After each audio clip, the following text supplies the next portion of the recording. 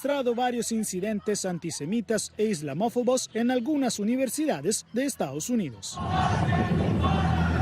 Los episodios llegaron hasta el Congreso, donde las rectoras de 3 reconocidas universidades como Harvard y la Universidad de Pensilvania debieron responder a las preguntas de legisladores de la Cámara de Representantes sobre si se esforzaron o no lo suficiente para proteger a los estudiantes contra crímenes de odio.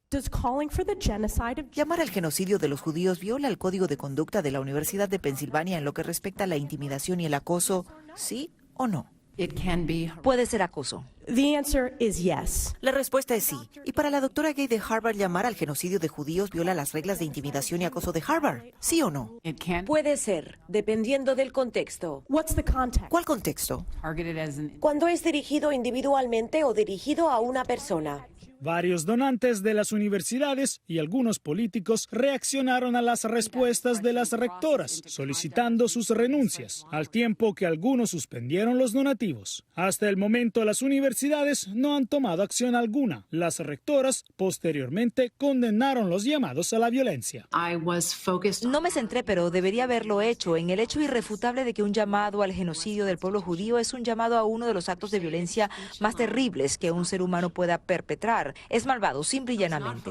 Los presuntos casos de islamofobia ocurridos en universidades estadounidenses aún no han sido abordados por el Congreso. Sin embargo, la Cámara Baja ahora abrió una investigación sobre los entornos de aprendizaje y las políticas disciplinarias de Harvard, la Universidad de Pensilvania y el Instituto Tecnológico de Massachusetts.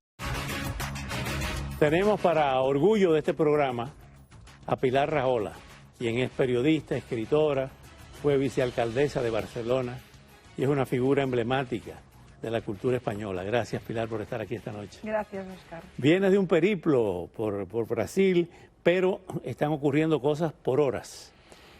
¿Cuál es la opinión tuya, con tu vasta experiencia sobre el tema este del antisemitismo, de lo que estamos viendo en las universidades norteamericanas? Precisamente vengo este periplo, que he estado ahora en Brasil, vengo con una organización que se llama Combat Antisemitism Movement, que nació hace 3 años y nació precisamente por la alarma que representaba el increciendo que teníamos de problemas antisemitas.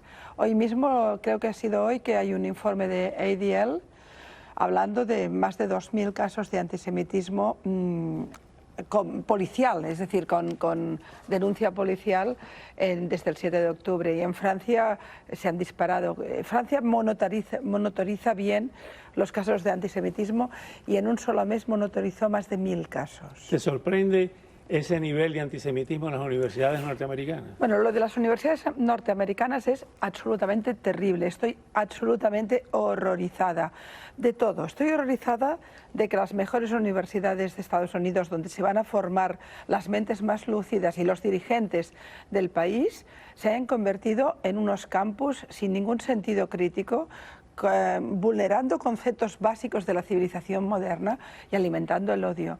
Pero la escena que vivimos en el Congreso americano con las representantes, las directoras de las universidades, Harvard, Pensilvania, MIT, etc., en esa posición tan a mí me recordó Chamberlain con Hitler, ¿no? Es decir, con Chamberlain, bueno, si lo arreglo con Hitler igual no me va a bombardear Londres. El monichismo. ¿Qué es eso? Es la banalización absoluta del mal. Ahora bien, Pilar. Y no entiendo cómo no han dimitido ya. No, bueno, la de Pensilvania parece que sí, ¿no? Sí, dimitió la de Pensilvania. Pero ¿y la de Harvard? ¿Pero qué es esto de una disculpita? Esto es gravísimo, gravísimo. ¿Te sorprende también que en pleno siglo XXI, luego del Holocausto, de la Segunda Guerra Mundial, del nazismo, todavía exista ese resentimiento y ese profundo rechazo al judaísmo? Bueno, es que yo creo que es al revés, no es que todavía exista, sino que no habíamos tenido tantos casos como hasta ahora y estamos en el momento peor de antisemitismo desde la Segunda Guerra Mundial. Pero esto no es casual, esto tiene que ver con diferentes corrientes que han alimentado el odio a los judíos, a veces con la excusa de Israel, otras veces directamente. Tenemos una corriente que es la clásica, que es la que se educó en el cristianismo. Ese concepto, los que somos católicos hemos vivido de la Semana Santa, el pueblo de Icida, todo ese que durante siglos alimentó un discurso antisemita. Pero después, en la época moderna, no hablamos de los principios del siglo XX, no, en estos tiempos... Juan Pablo II cuando fue a Jerusalén. Juan Pablo II fue fundamental para matar esa corriente antisemita clásica que derivó ciertamente en un discurso de odio. Pero después hemos tenido desde las épocas de Stalin un discurso de izquierdas que a través de la demonización de Israel también ha ayudado a alimentar un relato de odio al final al pueblo judío, porque cuando uno empieza diciendo que los israelíes son lo peor de la humanidad, en el fondo está hablando del Estado judío, está hablando de los judíos. Y ese discurso, esa permanente demonización de Israel, ha acabado cuajando y creando un problema muy intenso ya en las comunidades judías de la diáspora. Y después tenemos la judeofobia en el Islam, que no es cualquier cosa. Es decir, 1.300 millones de personas educadas en la idea de que, bueno, ser judío, en el mejor de los casos, es ser de segundas. En el peor de los casos es directamente odio judeófobo, ¿no? Y todo esto se retroalimenta. En Europa tenemos ahora un antisemitismo muy cuajado en las comunidades musulmanas y un antisemitismo de izquierdas disfrazado de antisionismo. Pero justamente, ¿no consideras tú, Pilar, que hay una profunda ignorancia sobre todos estos temas y lo que vemos es una repetición de etiquetas? Sí. Por parte de un lenguaje de la Guerra Fría y un lenguaje decimonónico. Porque si vamos a hablarles a los marxistas, Carlos Marx era judío. No lo saben. No lo saben. Y Trotsky era judío. Todo. Entonces, ¿de dónde viene identificar a la izquierda marxista-leninista con el antijudaísmo? Bueno, porque ellos no consideran que sea antijudaísmo, ellos consideran que lo que están es en contra del Estado. Pero si tú a un pueblo que ha sufrido una industria de exterminio y ha estado a punto de ser completamente exterminado, matamos a 3/4 partes de la población judía europea. Si a ese pueblo le niegas el derecho internacional, que es tener un Estado, en realidad lo estás desprotegiendo. A mí el discurso de izquierdas, yo no soy antisemita, yo soy antisionista. Y tengo un amigo judío, siempre tienen un amigo judío, ¿no?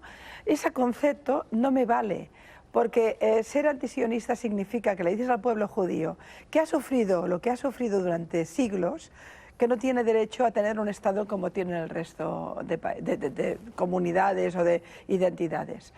Y yo creo que eso es perverso. No es tanto que vengan del marxismo, que vengan como la izquierda ha ido demonizando, igual que ha demonizado Estados Unidos. Al final, las dos democracias más sólidas del planeta, Estados Unidos e Israel, son las más odiadas por la izquierda.